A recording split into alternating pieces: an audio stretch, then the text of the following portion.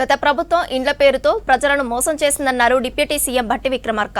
కాంగ్రెస్ అధికారంలోకి వచ్చాక 4,50,000 ఇండ్లను నిర్మించామని చెప్పారు. ఆదిలాబాద్ జిల్లాలో పర్యటించిన భట్టి ఇందిరమ్మ పథకం లబ్ధిదారులతో ముచ్చటించారు. జిల్లాలో వివిధ అభివృద్ధి పనులకు శంకుస్థాపన చేశారు భట్టి.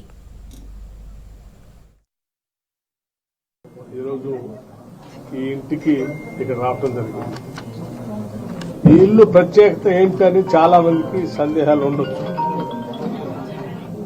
ఈ ఇల్లు ఆదిలాబాద్ జిల్లాలోని ఖానాపూర్ శాసనసభ నియోజకవర్గంలో దంతన్పల్లి గ్రామానికి సంబంధించిన లింగంపల్లి సుగుణ గారింటికి వచ్చాం. వీరు ఇల్లు లేనటువంటి పరిస్థితుల్లో కొన్ని దశాబ్దాలుగా ఇల్లు కావాలని అడిగి అలసిపోయినటువంటి తల్లి. ఆనాడు 2023లో ఈ ప్రాంతం నుంచి పాదయాత్ర అనేక సందర్భాల్లో ఇటువంటి ఇల్లు లేని పేదవాళ్ళని కలిసినప్పుడు ఆనాడు వారి బాధని కాదని ఇబ్బందులను వివరిస్తే వారికి మాటిచ్చాము. ఆ రోజు వచ్చేది ఇందిరమ్మ ప్రభుత్వమే, రాగానే మీలాంటి పేదవాళ్ళందరికీ అర్హత కలిగినటువంటి వాళ్ళందరికీ ఇందిరమ్మ ఇల్లు ఇస్తాం, ఆ ఇంటికి 5 లక్షల రూపాయల లెక్క ఒక్కొక్క ఇల్లు కట్టుకోవడానికి ఇస్తామని చెప్పి ఆనాడు మాట ఇవ్వటం. దానికి అనుగుణంగా ఈరోజు ఏర్పడినటువంటి కాంగ్రెస్ ప్రభుత్వం, రాష్ట్ర ముఖ్యమంత్రి రేవంత్ రెడ్డి గారి నాయకత్వంలో ఉన్నటువంటి ఇందిరమ్మ ప్రభుత్వం, కాంగ్రెస్ ప్రభుత్వం ఇటువంటి పేదవాళ్ళకి ఆనాడు ఇచ్చినటువంటి మాట ప్రకారం ఇందిరమ్మ ఇళ్లని శాంక్షన్ చేయటమే కాదు, శాంక్షన్ చేసినటువంటి ఇళ్లకి వారం నిధులు శాంక్షన్ చేస్తూ త్వరితగతిన ఈ పేదవాళ్లు వాళ్ళ ఇళ్లు పూర్తి చేసుకోవాలని ప్రభుత్వం ఆశించింది కూడా. దాంట్లో భాగంగానే రాష్ట్ర ప్రభుత్వం వారం ప్రజలు ఈ ప్రభుత్వం ఆశించినట్టుగానే నిధులు రిలీజ్ చేస్తూ ఇళ్లని పూర్తి చేసుకునేటువంటి క్రమంలో వడివడిగా ఈరోజు అడుగులు ముందుకేస్తూ ఈరోజు శారమ్మ గారు ఇళ్లని పూర్తి చేసుకుని గృహప్రవేశం చేసుకుని ఆ సందర్భంగా ఇక్కడికి వచ్చి తిరిగి వారిని కలిసి ఆనాడు మీకు ఇచ్చిన మాట ప్రకారం ఇందిరమ్మ ఇల్లు శాంక్షన్ చేశాం. 5 లక్షలతో మీరు ఇల్లు కట్టుకున్నారు. గృహప్రవేశం సందర్భంగా మీరు చేసుకున్నటువంటి సందర్భంలో మిమ్మల్ని కలిసి మీకు బట్టలు పెట్టి ఈ ప్రభుత్వం మీతో గృహప్రవేశం చేపించి చాలా సంతోషపడుతుందని చెప్పడం కోసమే ఇక్కడికి వచ్చాం. ఇది కేవలం ఈ గ్రామంలో ఉన్నటువంటి ఇంటి సమస్య కాదు, రాష్ట్ర వ్యాప్తంగా మేము 4,50,000 ఇళ్లని ఈ రకంగా శాంక్షన్. ఆదిలాబాద్ జిల్లా ఇంద్రవెల్లి మండలం కేస్లాపూర్లో పర్యటించారు మంత్రి సీతక్క. నాగోబా ఆలయాన్ని సందర్శించి ప్రత్యేక పూజలు చేశారు. మెస్రం వంశీయులు మంత్రికి ఘన స్వాగతం పలికారు. ఎమ్మెల్యే వెడ్మ బొజ్జతో కలిసి ఆలయంలో అభివృద్ధి పనులను పరిశీలించారు మంత్రి సీతక్క. రోజుకు మరి యొక్క నాగోబా దేవాలయం కూడా పూజారులు, మెస్రం వంశస్థులు, అదేవిధంగా ప్రభుత్వము అన్ని రకాలుగా ఆలోచన చేసి రోజుకు అభివృద్ధి చేయడం, భవిష్యత్తులో ఈ ప్రాంతంలో కూడా మరిన్ని అభివృద్ధి కార్యక్రమాలు జరగాలని మనస్ఫూర్తిగా కోరుకుంటూ ముఖ్యమంత్రి గారి దృష్టికి, డిప్యూటీ సీఎం గారి దృష్టికి కూడా ఎప్పటికప్పుడు స్థానిక ఎమ్మెల్యే వేడం బొజ్జు గారు, నేను కూడా చాలా సందర్భంలో వారి దృష్టికి తీసుకెళ్లడం జరిగింది. మీరు చూసిరు, మేడారం కూడా మరి అత్యంత వైభవంగా మా సీఎంతో మాకెవరికి కూడా అంటే ఈ దేవాలయాలతోటి కుటుంబ బంధం కానీ కుల బంధం కానీ లేదు.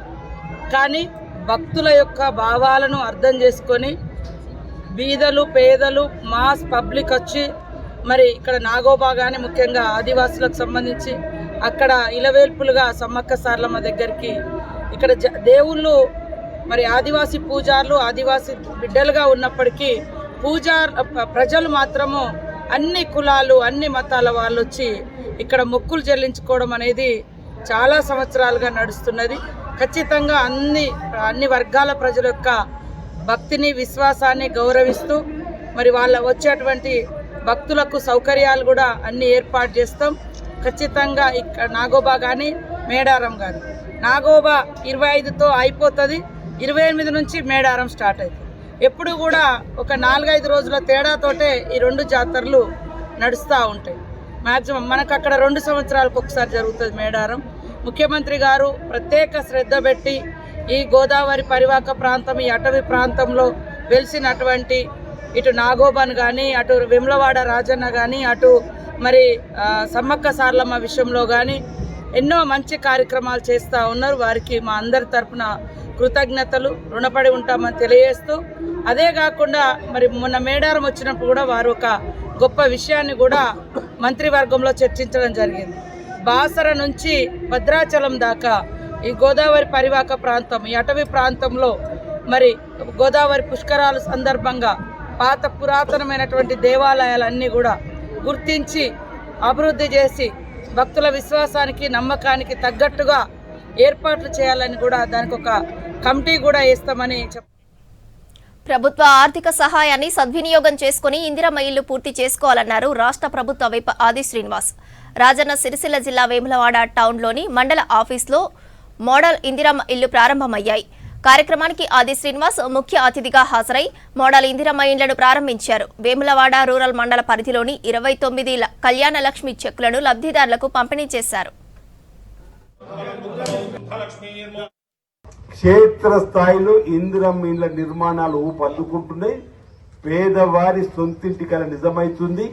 ఆ ఇంటి నిర్మాణం పూర్తయిన తర్వాత మా చేతుల మీదుగా ప్రారంభం చేయబడి మనం పోయినప్పుడు భావోద్వేగంతో వాళ్ళ కన్నీళ్లతో ఆనంద బాష్పాలతో ఏమంటున్నారు, ఈ ప్రభుత్వం చల్లగా ఉండాలి, మళ్లీ రావాలి ఇలాంటి ఇందిరమ్మ రాజ్యం అని చెప్పి ప్రజలు దీవెనలు అందిస్తున్నటువంటి సందర్భంలో ఇక్కడ మనం పేదలకు 400 స్క్వేర్ ఫీట్లలో 5 లక్షల రూపాయలతో నిర్మాణం జరిగి తీరుద్ది, ఈ విధంగా నిర్మాణం చేయొచ్చు అని చెప్పని ప్రతి మండలంలో ఒకటి ఈరోజు చేసుకొని రుద్రంగి, చందుర్తి, ఇక్కడ వేములవాడ, కోనరాపేట ఈ విధంగా పేదలకు ఉపయోగపడేటువంటి ఇండ్ల నిర్మాణం చేస్తుంటే ఈరోజు 5 లక్షల రూపాయలు ఇస్తున్నాం పేదవాళ్ళకు. భారతదేశంలో ఏ రాష్ట్రము కూడా పేదల ఇంటి నిర్మాణం కోసం 5 లక్షల రూపాయలు వెచ్చించిన దాఖలాలు లేవో చెప్తున్నాం. మన దగ్గరే ఇస్తున్నాం, మన దగ్గరే 5 లక్షల రూపాయలు. భారతదేశంలో 29 రాష్ట్రాలు ఉంటే ఒక తెలంగాణ రాష్ట్రమే ఈరోజు పేదల ఇంటి నిర్మాణం చేసుకుంటే 5 లక్షలు ఇచ్చే కార్యక్రమం ఈరోజు చేసేటువంటి సందర్భంలో సుమారు 3500 ఇండ్లు నిర్మాణంలో ఈరోజు పేద ప్రజలు ముందుకు వెళ్తున్నారు. ఆనంద బాష్పాలు రావు. మేడారం సమ్మక్క సార్లమ్మ జాతరకు భక్తులు పోటెత్తుతున్నారు. గత వారమే గుడిమెలిగే పండుగతో మేడారం మహాజాతరకు అంకురార్పణ జరగగా ఇవాళ మండమెలిగే పండుగ నిర్వహించారు. ఇవాటి నుంచి సరిగ్గా వారం రోజులకు బుధవారం నాడు వనం నుంచి జనంలోకి అమ్మవార్లు రానున్నారు. ఇప్పటికే జాతరకు అన్ని ఏర్పాట్లు చేసినట్లు తెలిపారు అధికారులు.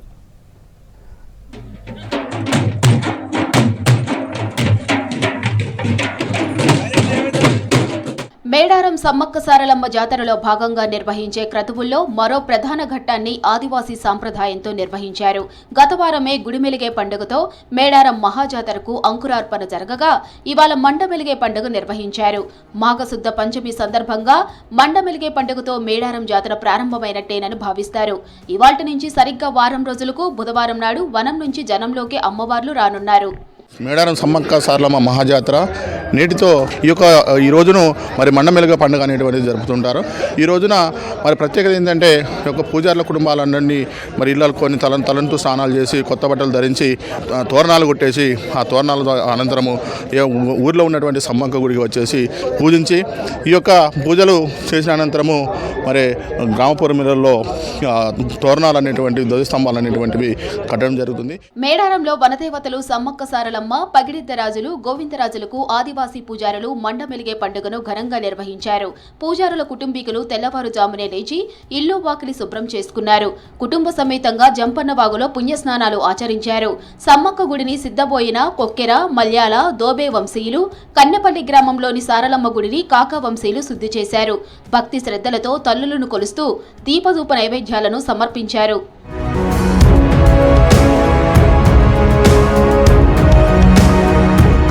మండమెలిగే కార్యక్రమంలో భాగంగా మేడారం పొలిమేలలో పూజారులు దిష్టి తోరణాలు కట్టారు. ఊరు చుట్టూ తోరణాలు కట్టడంతో ఎలాంటి దుష్టశక్తులు దరిచేరవని ఇక్కడి పూజారుల విశ్వాసం. దీంతో మేడారం పొలిమేలలో మామిడి, తునికి ఆకులతో తోరణాలు కట్టడం ఆనవాయితీగా వస్తోంది. ఊరు చుట్టూ చలిగంజి, అంబలితో కట్టుపోస్తారు. ఆ తరువాత సమ్మక్క సారలమ్మకు సంబంధించిన పూజా సామాగ్రిని మేడారం గద్దెలపైకి తీసుకువచ్చి పూజలు నిర్వహిస్తారు. పూజారులంతా అమ్మవార్లకు నైవేద్యాలు సమర్పించి పూజా కార్యక్రమాలు చేసి కొత్త వస్త్రాలతో గద్దెలను అలంకరిస్తారు.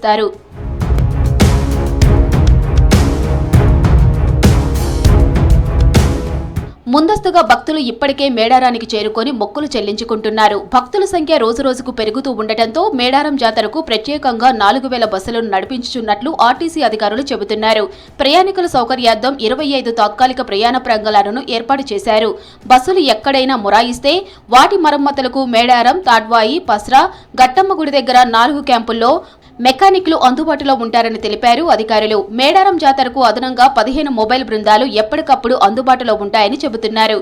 14,000 మంది ఆర్టీసీ సిబ్బంది మేడారం జాతరకు వచ్చే భక్తులను బస్సులను నడిపిస్తామన్నారు. దాదాపు 13 మొబైల్ టీమ్స్ని ఏర్పాటు చేశాం. ఒక్కొక్క మొబైల్ టీంలో మెకానిక్ ఉంటాడు, ఒక ఆఫీసర్ ఉంటాడు, ఒక ఎలక్ట్రీషియన్ ఉంటాడు. ఇవన్నీ కూడా కాకుండా మళ్ళీ దాదాపు 8 బైక్ టీమ్స్ కూడా ఏర్పాటు చేయడం జరిగింది. ఈ ఒక్కొక్క బైక్లో ఏంటంటే ఒక మెకానిక్, ఒక హెల్పర్ ఉంటారు.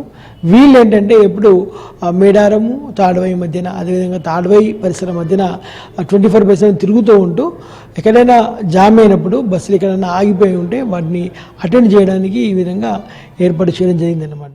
మేడారం జాతర సమీపిస్తూ ఉండటంతో ఇటు పూజా కార్యక్రమాలతో పాటు అటు జాతర ఏర్పాట్లు కూడా ముమ్మరంగా కొనసాగుతున్నాయి.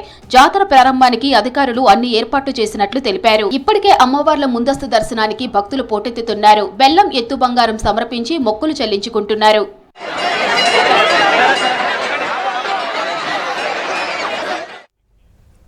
మేడారంలో సమ్మక్క గద్దె దగ్గర కొబ్బరికాయలు విసరడంతో 5 భక్తులు గాయపడ్డారు.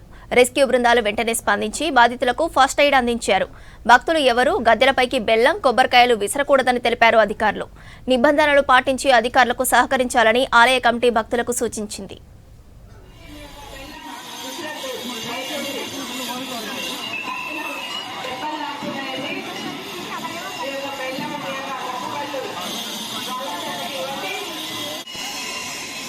హన్మకొండ డిప్యూటీ కలెక్టర్ వెంకటరెడ్డి ఇండ్లు, ఆయన బంధువుల ఇళ్లలో ఏసీబీ సోదాలు కొనసాగుతున్నాయి. ఆదాయానికి మించిన ఆస్తుల కేసులో ఉదయం నుంచి తనిఖీలు చేస్తున్నారు. రాష్ట్ర వ్యాప్తంగా మొత్తం 10 చోట్ల సోదాలు చేస్తోంది ఏసీబీ. హైదరాబాద్, రంగారెడ్డి, వరంగల్లో తనిఖీలు చేస్తున్నారు. వరంగల్ డిప్యూటీ కలెక్టర్ వెంకటరెడ్డి అక్రమంగా 100 కోట్లు సంపాదించినట్లు ఆరోపణలు ఉన్నాయి. డిప్యూటీ కలెక్టర్ ఇంట్లో భారీగా నగదు గుర్తించారు అధికారులు. నెల రోజుల క్రితం 60,000 లంచం తీసుకుంటూ పట్టుబడ్డాడు డిప్యూటీ కలెక్టర్ వెంకటరెడ్డి. విచారణలో భారీగా ఆస్తులు కూడబెట్టాడన్న సమాచారంతో సోదాలు చేస్తోంది ఏసీబీ. మంచిరేవులలోని వెంకటరెడ్డి నివాసంతో పాటు ఎల్బీ నగర్లోని రాక్ టౌన్ కాలనీలోని ఇంట్లో తనిఖీలు చేశారు. ఈ తనిఖీల్లో పలు కీలక పత్రాలు, ఆస్తులకు సంబంధించిన ఆధారాలు లభించినట్లు తెలుస్తోంది. నల్గొండ జిల్లా మిర్యాలగూడ మండలం ఉమ్మడి దొండవారిగూడెం గ్రామానికి చేరుకున్నారు ఏసీబీ అధికారులు. డిప్యూటీ కలెక్టర్ వెంకటరెడ్డి బంధువుల ఇంటి దగ్గర తనిఖీలకు వచ్చారు అధికారులు. ఇంటికి తాళాలు వేసి ఉండటంతో చుట్టుపక్కల ఆరా తీశారు ఏసీబీ అధికారులు. సిద్దిపేట జిల్లాలో విభజనపై చర్చ జరుగుతోంది. మండలాలు తగ్గుతాయనే ఆందోళనలు మొదలయ్యాయి. తెలంగాణ రాష్ట్రం ఏర్పడ్డాక జిల్లాల విభజనతో చాలా ప్రాంతాలు 2-3 జిల్లాల పరిధిలోకి వెళ్లాయి. ఇటీవల కాంగ్రెస్ సర్కార్ పక్కాగా సరిహద్దులు విభజించాలనే ప్రతిపాదన తీసుకొచ్చింది. దీంతో స్థానికంగా ప్రజల్లో చర్చలు కొనసాగుతున్నాయి.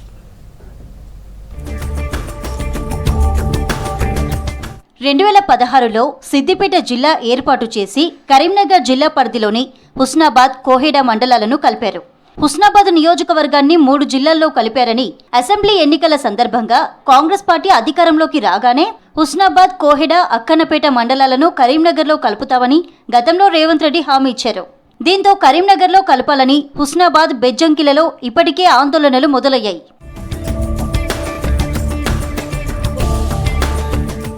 హుస్నాబాద్ అసెంబ్లీ నియోజకవర్గం 3 జిల్లాల పరిధిలో ఉంది. హుస్నాబాద్, అక్కన్నపేట, కోహెడా మండలాలు సిద్దిపేట జిల్లాలో, భీమదేవరపల్లి, ఎల్కతుర్తి మండలాలను హనుమకొండ జిల్లాలో, చిగురుమామిడి, సైదాపూర్ మండలాలు కరీంనగర్ జిల్లాలో కొనసాగుతున్నాయి. అప్పట్లో కరీంనగర్ జిల్లా నుంచి హుస్నాబాద్ను వేరు చేయడంపై హుస్నాబాద్, అక్కన్నపేట, కోహెడా మండలాల ప్రజలు ఆందోళన చేశారు. అసెంబ్లీ ఎన్నికల సందర్భంగా అప్పుడు పీసీసీ అధ్యక్షుడి హోదాలో సీఎం రేవంత్ రెడ్డి జోడో యాత్రలో భాగంగా నియోజకవర్గ వ్యాప్తంగా పాదయాత్ర చేపట్టారు. అంబేద్కర్ చౌరస్తాలో జరిగిన బహిరంగ సభలో కాంగ్రెస్ పార్టీ అధికారంలోకి రాగానే హుస్నాబాద్, అక్కన్నపేట, కోహెడా మండలాలను కరీంనగర్ జిల్లాలో కలుపుతామని హామీ ఇచ్చారు రేవంత్. రాష్ట్రంలోని జిల్లాల పునర్వ్యవస్థీకరణపై అసెంబ్లీలో మంత్రి పొంగులేటి శ్రీనివాసరెడ్డి ప్రకటించారు. దీంతో జిల్లాల్లో మండలాలు తగ్గుతాయన్న చర్చ హుస్నాబాద్ నియోజకవర్గ వ్యాప్తంగా జోరుగా కొనసాగుతోంది. ఇచ్చిన హామీని కాంగ్రెస్ ప్రభుత్వం నెరవేరుస్తుందని కొండంత ఆశతో 3 మండలాల ప్రజలు జీవో ఎప్పుడొస్తుందోనని ఎదురుచూస్తున్నారు. ఉత్తర తెలంగాణ వరప్రదాయిని శ్రీరామ్ సాగర్ ప్రాజెక్టు కాల్వలు అధ్వానంగా తయారయ్యాయి. ప్రత్యేక తెలంగాణ రాష్ట్రం ఏర్పడితే ఎస్ఆర్ఎస్పీ కాల్వలు బాగుపడతాయని రైతులు ఆశించారు. బీఆర్ఎస్ ప్రభుత్వం కాళేశ్వరం పేరిట ఎస్ఆర్ఎస్పీ కాల్వల మరమ్మతులు మర్చిపోయింది. అయితే తాజాగా కాంగ్రెస్ సర్కార్ ఎస్ఆర్ఎస్పీ కాల్వల మరమ్మతులకు నిధులు కేటాయించింది. దీంతో ఆయకట్టు రైతులు సంతోషం వ్యక్తం చేస్తున్నారు.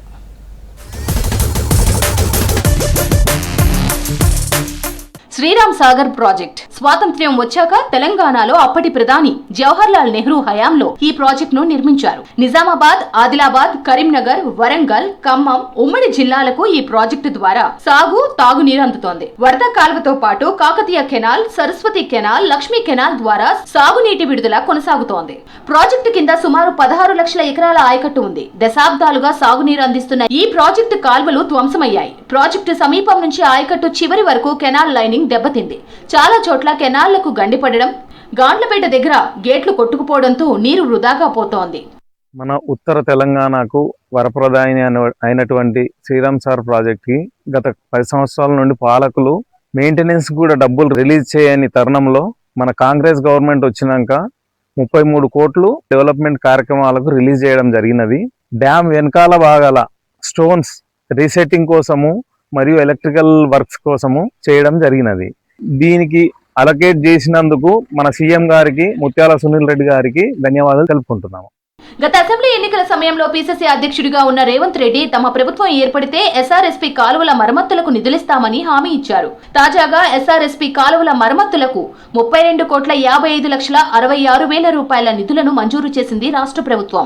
ఇందులో భాగంగా కాకతీయ కెనాల్ నుంచి 25 కిలోమీటర్ల వరకు వివిధ మరమ్మతులకు 2,30,00,000, వరద కెనాల్ గాండ్లపేట్ దగ్గర గండి పూడ్చడానికి 1,52,00,000, ఎస్ఆర్ఎస్పీ ఎర్త్ డ్యాం దగ్గర వివిధ పనులకు 18,27,50,000 రూపాయలను మంజూరు చేసింది.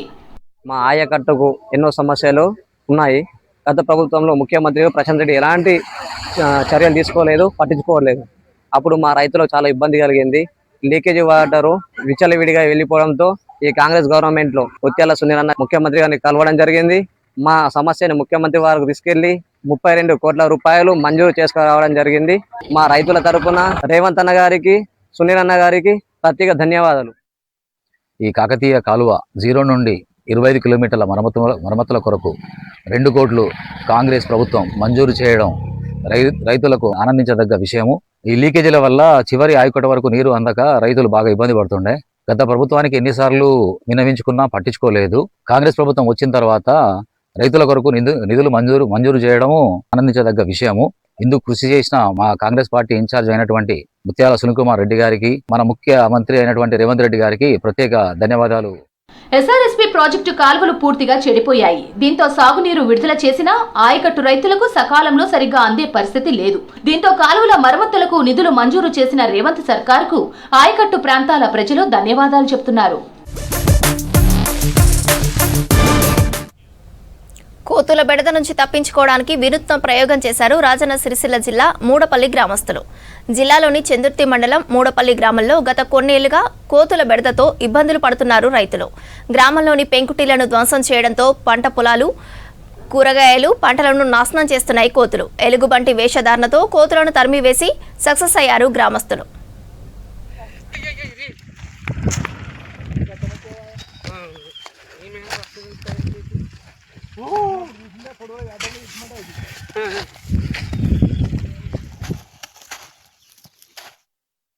సొంత అత్తింట్లో అల్లుడు చోరీ చేసిన ఘటన మహబూబాబాద్ జిల్లాలో జరిగింది. బయ్యారం మండలం సంతులాలుపోడు గ్రామానికి చెందిన గోలి వెంకటేశ్వర్లు 3 రోజుల క్రితం ఖమ్మం వెళ్లారు. 4వ రోజు తిరిగి ఇంటికి చేరుకున్నారు. ఇంట్లో ఉన్న బ్యాగ్లో పెట్టిన 2 తులాల బంగారం మాయం కావడంతో ఆందోళన చెంది వెంటనే పోలీసులకు ఫిర్యాదు చేశారు.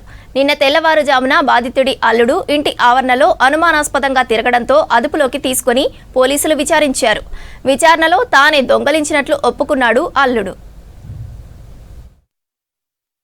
మా చెల్లెళ్ళ ఇంటికాడ మా మనవడు పుట్టిన రోజు అయితే వెళ్ళినాక 2వ రోజు నా కొడుకు వచ్చింది.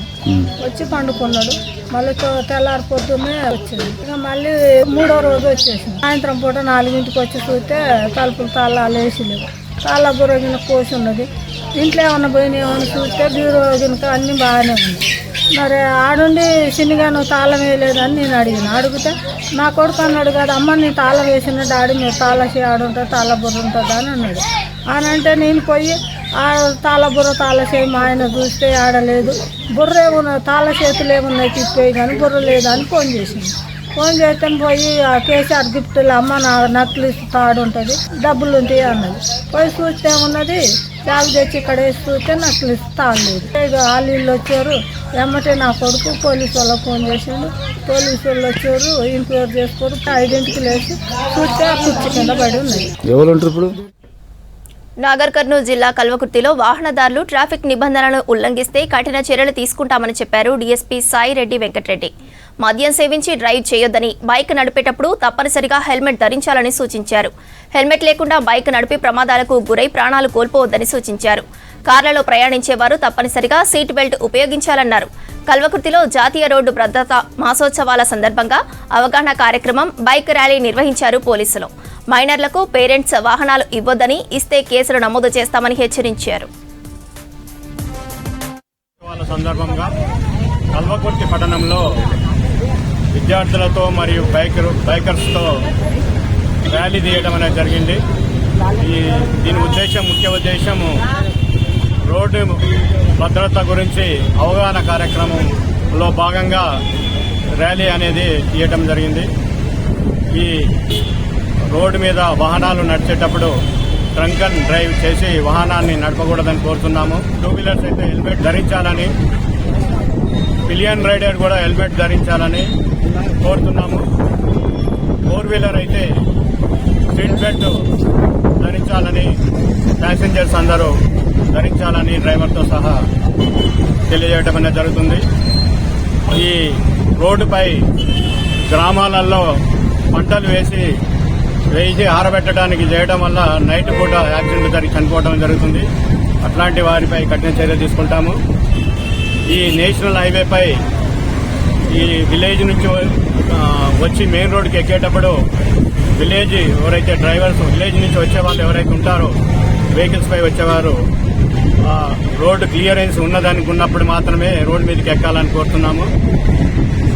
ఈ లేనట్లయితే యాక్సిడెంట్లో మరణించడం అనేది జరుగుతుంది. కాబట్టి తగిన జాగ్రత్తలు రోడ్డు నిబంధనలను పాటిస్తూ ఆర్థికంగా లాస్ కాకుండా ఉండాలని మీ అందరికీ. కరీంనగర్ ఉమ్మడి జిల్లాలో కేంద్ర ఎన్నికల సంఘం చేపట్టిన ఎస్ఐఆర్ సర్వే కొనసాగుతోంది. నిజమైన ఓటర్లను గుర్తించే లక్ష్యంతో ఇంటింటికి వెళ్లి వివరాలు తీసుకుంటున్నారు. అయితే సర్వేలో BLOలు అడుగుతున్న ప్రశ్నలకు చాలా మంది సమాధానాలు చెప్పలేక ఇబ్బంది పడుతుంటే మరికొందరు ఈ సర్వే ఎందుకని అడుగుతున్నారు. మరికొన్ని చోట్ల ఓటర్లు సహకరించకపోవడం కూడా అధికారులకు ఇబ్బందిగా మారుతోంది.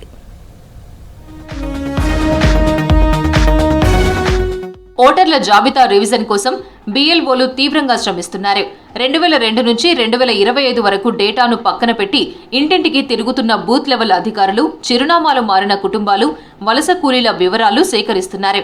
దీనివల్ల ఒకే వ్యక్తికి 1 కంటే ఎక్కువ చోట్ల ఓటు లేకుండా చూడడం, చనిపోయిన ఓటర్ల పేర్లు తొలగించడంతో పాటు అసలే ఓటు లేని వారికి ఓటు హక్కు కల్పించడం వీలవుతుందని ఎన్నికల సంఘం చెబుతోంది. అయితే ఈ సర్వేకు మూలాధారం 2002 ఓటర్ల జాబితా. ఎందుకంటే ఇప్పుడు జరుగుతున్న SIR లాంటి సర్వే చివరిసారిగా 2002, 2004 మధ్య జరిగింది. అందుకే 2002 జాబితాను ప్రస్తుత 2025 డేటాతో పోల్చుతూ ఇంటింటికి వెళ్లి వివరాలు సేకరిస్తున్నారు.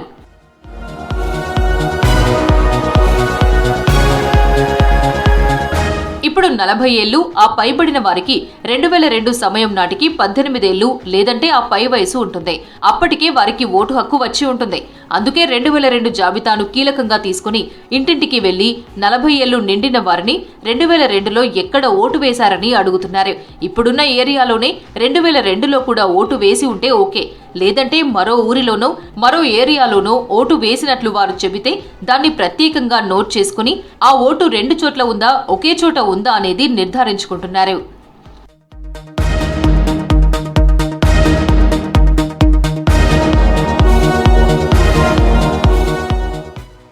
ఎస్ఐఆర్ సర్వేలో ఓటర్ల వివరాలను 4 కేటగిరీలుగా విభజిస్తారు. 2002లో, 2025లో పేర్లు ఉన్న వారి పేర్లను తమకిచ్చిన యాప్లో గ్రీన్గా మార్చుతున్నారు. అంటే ఈ ఓటర్ల విషయంలో ఎలాంటి వివాదం లేదని అర్థం. అలాగే 1987కు ముందు జన్మించి 2002లో ఓటర్ లిస్టులో పేరు లేని వారిని 2వ కేటగిరీలో చేర్చుతున్నారు. అంటే 2002 నాటికి ఓటు వేసే వయసు ఉన్నప్పటికీ ఓటు హక్కు తీసుకుని వివరాలు దీని ద్వారా తెలుస్తాయి. ఇక 3వ కేటగిరీలో 1987, 2004 మధ్య పుట్టిన వారిని గుర్తిస్తున్నారు. 2004 తర్వాత పుట్టిన యువ ఓటర్లను 4వ కేటగిరీలో చేరుస్తున్నారు. యువ ఓటర్లకు ఓటు హక్కు ఉందా లేదా అనేది ఈ జాబితాలో తేలనుంది. ఇక 3 తరాల కుటుంబాల రికార్డులు ఒకేసారి ఈ సర్వే ద్వారా పరిశీలిస్తున్నారు. కరీంనగర్ ఉమ్మడి జిల్లాలో 13 నియోజకవర్గాల్లో లక్షల సంఖ్యలో ఓటర్లు ఉన్నారు. సర్వే వివరాలు ఎందుకు తీసుకుంటున్నారో అర్థం కాక కొందరు, భయంతో మరికొందరు వివరాలు చెప్పేందుకు వెనక ముందవుతున్నారు. వివాహాలతో జిల్లాలు మార్చుకున్న మహిళలు కూడా ఇదే పరిస్థితి ఎదుర్కొంటున్నారు. అయితే జిల్లాలో పలువురు సర్వే మంచిదేనని చెబుతున్నారు. మేము ఇంతకుముందు 2002లో ఇక్కడ ఓటు వేశారని అడిగారు. 16 ఇయర్ బ్యాక్ నుండి ఇక్కడ ఇస్తున్నాం అని చెప్పా. 40 ఇయర్స్ ఎవరు ఉన్నారు? ఓటర్ సవరణ గురించి బిఎల్ఓలు వస్తున్నారు, సవరణ గురించి తిరుగుతూ ఉన్నారు, ఇన్ఫర్మేషన్ తీసుకుంటా ఉన్నారు. ఇది మంచి కాన్సెప్ట్. ఇది ఓటర్ ఫిల్టరైజేషన్ విలేజ్లో ఉన్నాయి. ఇక్కడ కూడా 2 డివిజన్లలో ఓట్లు ఉన్నాయి. ఇవన్నీ ఫిల్టరైజేషన్ అయితే కావడానికి పనిచేస్తుంది. ఇది మంచి కాన్సెప్ట్. చనిపోయిన వాళ్ళది తీసివేయడానికి ఇవన్నీ పనిచేస్తాను. మా దగ్గర కూడా ఇన్ఫర్మేషన్ తీసుకున్నారు, చేస్తున్నాం. ఇంటింటికి సర్వేకు వెళ్లినప్పుడు బిఎల్ఓలు ఎదుర్కొంటున్న ఇబ్బందులు అన్నీ ఇన్ని కావు. సర్వే కోసం వెళ్లినప్పుడు చాలా చోట్ల ఇంటి డోర్లు మూసి ఉండడం, ఇంటి పెద్దలు ఉద్యోగాలకో ఇతర పనుల మీద బయటకు వెళ్లి ఉండడం వంటి సమస్యలు కనబడుతున్నాయి. దాదాపు 23 ఏళ్ల క్రితం అంటే 2002లో ఓటు ఎక్కడ వేశారన్న వివరాలు వారికి గుర్తులేక చెప్పలేకపోతున్నారు. దీంతో సర్వేను సకాలంలో పూర్తి చేయలేకపోతున్నారు. వలస కూలీల దగ్గర అస్పష్టమైన సమాచారం ఉండడం కూడా వీరికి ప్రతిబంధకంగా మారుతోంది. కొంతమంది బిఎల్ఓలను కనీసం ఇంటిలోనికి కూడా రానియడం లేదు. సర్వే పగడ్బందీగా చేస్తే నకిలీ ఓట్లు పూర్తిగా తొలగించే అవకాశం ఉందని చెబుతున్నారు అధికారులు. సర్వేకు సహకరించకపోవడం వల్ల తామేమీ చేయలేకపోతున్నామని బిఎల్ఓలు ఆవేదనగా చెబుతున్నారు. ఒకే చిరునామాకు కనీసం 3 సార్లు వెళ్లాల్సిన పరిస్థితి ఏర్పడుతోందన్నారు. సర్వేకు ప్రజలు సహకరించితే తమకు పని సులభంగా మారుతుందంటున్నారు. తెలంగాణ శ్రీశైలంగా పేరొందిన చెరువుగట్టు శ్రీ పార్వతీ సమేత జడల రామలింగేశ్వర స్వామి ఆలయం బ్రహ్మోత్సవాలకు సిద్ధమైంది. ఈ నెల 23 నుంచి ప్రారంభం కానున్న వార్షిక బ్రహ్మోత్సవాలను అంగరంగ వైభవంగా ఏర్పాట్లు చేస్తున్నారు. అన్ని శాఖల అధికారుల సమన్వయంతో జాతర నిర్వహించనున్నట్లు తెలిపారు. చెరువుగట్టు జాతర బ్రహ్మోత్సవాల విశేషాలేంటో తెలుసుకుందాం.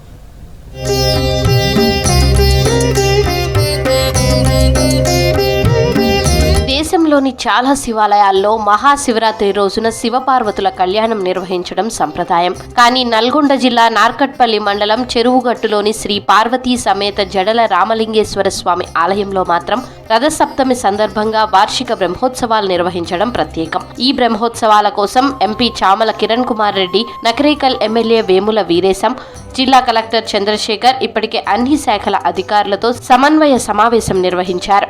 ఈ నెల 23న ప్రారంభమై 30వ తేదీ వరకు జరగనున్న బ్రహ్మోత్సవాలకు అన్ని ఏర్పాట్లు చేయాలని అధికారులను ఆదేశించారు.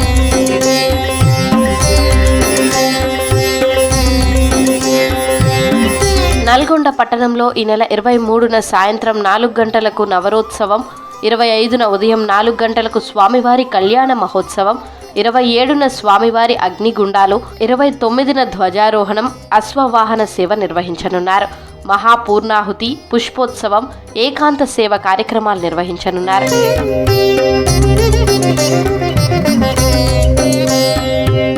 పైన గ్రామోత్సవ కళ్యాణం, అగ్నిగుండాల కార్యక్రమాలకు లక్షలాది భక్తులు తరలివచ్చే అవకాశం ఉండడంతో అన్ని ఏర్పాట్లు చేసినట్లు ఆలయ అధికారులు తెలిపారు.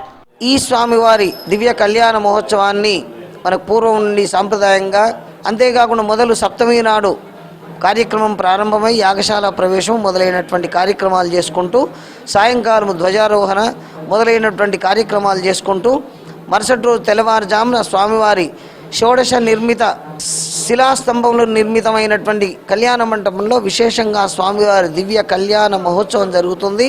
మరుసటి రోజు శేషవాహనంపై సేవ. ముందుగా 23వ తేదీ నాడు నల్లగొండ పట్టణంలో విశేషమైనటువంటి ఊరేగింపు కార్యక్రమం ఉంటుంది. ఈ ఊరేగింపు కార్యక్రమంలో భక్తులందరూ పాల్గొని స్వామివారిని సేవించి స్వామివారి అనుగ్రహం చేత తరించాలని చెప్పేసి భక్తులందరినీ కోరుతూ ఉన్నాం.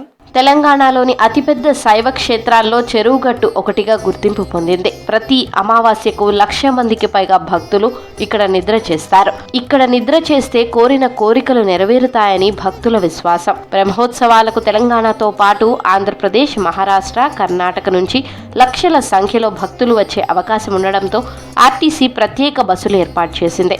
హైదరాబాద్ నుంచి నల్గొండ మీదుగా వచ్చే బస్సులన్నీ చెరువుగట్టులో ఏర్పాటు చేసిన తాత్కాలిక బస్టాండ్కు వెళ్లేలా చర్యలు తీసుకున్నారు.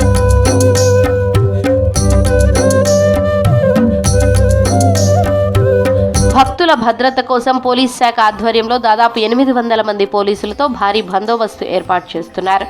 పిక్ పాకెటింగ్, దొంగతనాలు నివారించేందుకు గుట్టపై 150 సీసీ కెమెరాలతో నిఘా కొనసాగించనున్నారు. దేవస్థానానికి వచ్చే 2 ప్రధాన రహదారుల దగ్గర పార్కింగ్ సదుపాయాలు కల్పించారు. పార్కింగ్ నుంచి గుట్టపైకి భక్తులను తరలించేందుకు ప్రత్యేక ఆటోలు ఏర్పాటు చేసినట్లు తెలిపారు.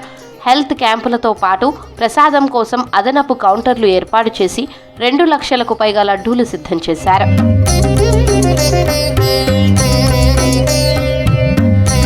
స్వామివారి కళ్యాణం రోజు ఒడిబియ్యం సమర్పణకు భారీ రద్దీ ఉండే అవకాశం ఉండడంతో క్యూ లైన్లు, బారికేడింగ్ వ్యవస్థ ఏర్పాటు చేసినట్లు తెలిపారు.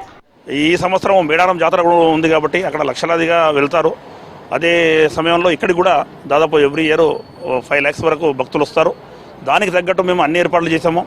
ఎటువంటి అంటువాటి ఇన్సిడెంట్ జరగకుండా ట్రాఫిక్ రెగ్యులేషన్, అదేవిధంగా ఈవిటీజింగ్ దానికి సంబంధించి, తర్వాత దొంగతనాలు జరగకుండా సిసిఎస్ పోలీసును, షీ టీమ్ను అందరినీ వినియోగిస్తూ 3 షిఫ్ట్లలో మా వాళ్ళు 24 hours రౌండ్ ది క్లాక్ అక్కడే ఉంటూ ఎటువంటి అవాంఛనీయ సంఘటనలు జరగకుండా బ్రహ్మోత్సవాలు ప్రశాంతమైన వాతావరణంలో భక్తులు వచ్చి దేవుని దర్శనం ఏర్పాటు చేసుకుంటట్టు అన్ని ఏర్పాట్లు చేయడం జరిగింది. గుట్ట పైన 80 సీసీ కెమెరాలు, అదేవిధంగా గుట్ట కింద పార్కింగ్లో అదనంగా మళ్ళీ 40 కెమెరాలు కూడా ఏర్పాటు చేయడం జరుగుతుంది. మరుగుదొడ్ల సంఖ్య కూడా సుమారుగా అన్ని కలిపితే 100 నుంచి 120 వరకు మరుగుదొడ్లను ఏర్పాటు చేయడం జరిగింది. తాగునీటి కూడా గుట్ట పైన 5 మేజర్ పాయింట్లను ఏర్పాటు చేస్తున్నాము. అదేవిధంగా ఘాట్ రోడ్లో 4 పాయింట్లను, మెట్ల దారిలో 3 పాయింట్లను కూడా ఏర్పాటు చేయడం జరుగుతుంది. అధిక సంఖ్యలో భక్తులు వస్తారని అంచనా వేయడం వల్ల గుట్ట మీద 8 ప్రసాద కౌంటర్లను ఏర్పాటు చేస్తున్నాము. అదేవిధంగా అమ్మవారి ఆలయంలో 4 ప్రసాద కౌంటర్లు ఏర్పాటు చేస్తున్నాము. అదేవిధంగా ఎగ్జిట్ పాయింట్లో ఉన్నటువంటి నందీశ్వర సదన్ వద్ద కూడా 2 పాయింట్లను ఏర్పాటు చేస్తూ ఉన్నాము. చెరువుగట్టు దేవస్థానంలో బ్రహ్మోత్సవాలను అంగరంగ వైభవంగా నిర్వహించేందుకు ప్రభుత్వం అన్ని చర్యలు చేపట్టిందన్నారు ఎమ్మెల్యే వేముల వీరేశం. సీఎం ఆదేశాలతో ఆలయ అభివృద్ధికి 100 కోట్ల రూపాయల నిధులతో టీపీఆర్ సిద్ధం చేసినట్లు తెలిపారు. త్వరలోనే అభివృద్ధి పనులు ప్రారంభమవుతాయన్నారు ఎమ్మెల్యే. మేము రివ్యూ చేసేసి ఎలాంటి ఇబ్బంది జరగకుండా, ఎలాంటి ఆటంకాలు జరగకుండా వచ్చిన ప్రతి భక్తుడు కూడా దర్శనం చేసుకొని పోయేటువంటి పద్ధతిలో సురక్షితంగా వాళ్ళ తిరిగి ప్రయాణం అయ్యేంత వరకు ఎట్లా ఉండాలనేటువంటి దాంట్లో ఒక్కొక్క డిపార్ట్మెంట్ రోల్ ఏందనేటువంటిది రివ్యూ చేసి తీసుకోవటం జరిగింది. ఆర్టీసీ వాళ్ళు సరిపడినటువంటి బస్సులు, ప్రయాణికుల్ని సంబంధించినటువంటి ట్రాన్స్పోర్టేషన్కి ఏర్పాట్లు, అట్లాగే పోలీసు డిపార్ట్మెంటు, ఆలయ ఈఓ వీళ్ళ మధ్య సమన్వయానికి సంబంధించి కమాండ్ కంట్రోల్ రూము, ఇట్లా అనేక పద్ధతుల్లో అక్కడ మేము చర్యలు చేపట్టడం జరిగింది. చాలా అద్భుతంగా ఏర్పాట్లు జరుగుతూ ఉన్నాయి. ఈసారి భారీ సంఖ్యలో భక్తులు వస్తారనేటువంటి అంచనాతోని ముందుకు పోతాం. చెరువుగట్టు జడల రామలింగేశ్వర స్వామి దర్శనానికి భక్తులు పోటెత్తనున్నారు. దీంతో భక్తులకు ఎలాంటి ఇబ్బందులు తలెత్తకుండా అన్ని ఏర్పాట్లు చేసినట్లు తెలిపారు అధికారులు. ఐఐటి హైదరాబాద్ మరోసారి దేశం దృష్టిని ఆకర్షించింది. ఓ విద్యార్థి 2.5 కోట్ల రూపాయల భారీ ప్యాకేజ్ను సాధించి రికార్డు సృష్టించారు. ఐఐటి హైదరాబాద్ అకాడమిక్గా, రీసెర్చ్ ఓరియంటెడ్గా బలం ఉందని నిరూపించారు. ఈ విద్యార్థి సక్సెస్ స్టోరీ ఐఐటి విద్యార్థులకే కాదు, అనేక మందికి ఆదర్శంగా నిలుస్తోంది.